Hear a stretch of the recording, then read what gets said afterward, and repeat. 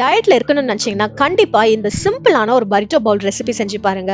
உங்களுடைய லஞ்ச் நல்லா புரோட்டீன் ரிச்சாகவும் ஒரு பேலன்ஸ்டான டயட்டாகவும் உங்களுடைய லஞ்ச் இருக்கும். இதை எப்படி செய்யலாம்னு பார்க்கலாமா? இதுக்கு நான் வந்து வெஜ்ஜீஸை வந்து எந்த வெஜ்ஜீஸ்னாலும் ஸ்டீம் குக் பண்ண போறேன்.